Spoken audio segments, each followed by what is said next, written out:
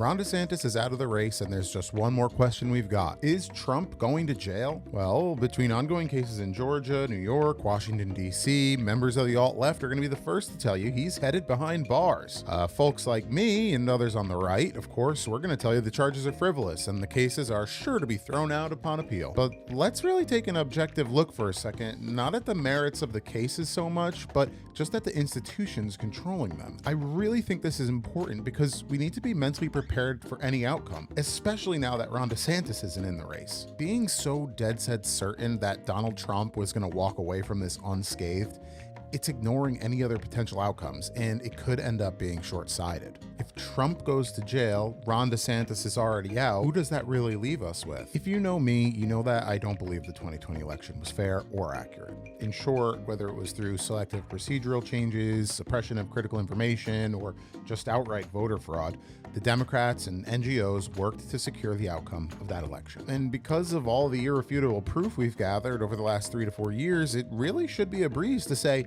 going forward, we're not going to let this happen again. But what would you really be basing that off of? Trump and his surrogates lost again in 2022, handily, I might add, and whether or not it was stolen, fact is, those results were certified, and nothing was done to change the result. Trump lost in court against E. Jean Carroll, and now the left can say he's legally liable for sexual assault.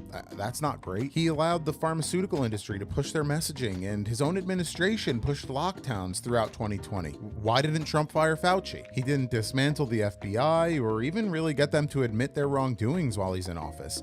Many on the left still believe that the laptop from hell is Russian disinformation. Don't get me wrong, I don't hate Trump.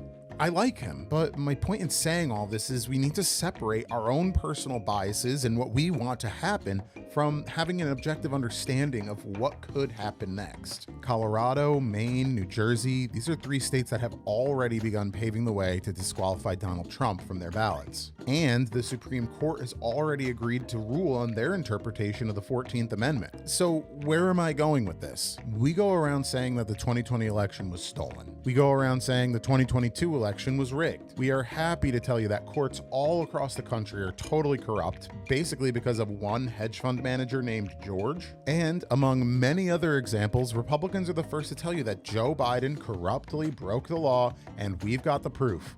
We're going to arrest him, and nothing continues to happen. You may not want to hear this, but you've got to.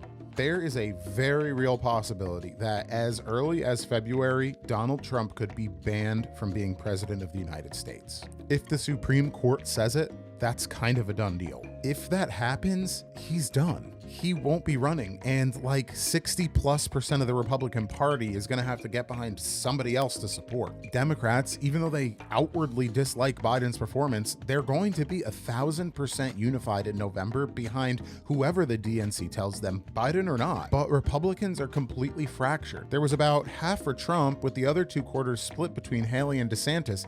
But now that Ron's dropped out, I'm not sure what's going to happen. And if online discourse is any indication, well, these never-Trumpers are not coming back to support him. DeSantis stands are going to stay home before they vote for Trump. And those who support Haley are really only Democrats in disguise. We can't have another establishment figure that's controlled by the big banks. And with all of that, we've got a big problem. There is no easy answer going into 2024. And that problem grows exponentially more severe as we go into the Supreme Court case that could literally dictate whether or not Trump is going to be eligible to run. So let's say they deem him eligible to run. Okay, great. I still think we're going to have quite a challenge overcoming the crooked institutions that we've failed to secure over the last 4 years. And with something like a 65% disapproval rating nationwide, I really find it hard to believe that he's going to make this one happen. Now, if the Supreme Court deems that he can't run, well, expect all hell to break loose. Riots, literally fighting in the streets. I mean, think 5-10 times worse than January 6th. And that's why we need to be prepared. If Trump loses in the Supreme Court and he can't run for president in 2024,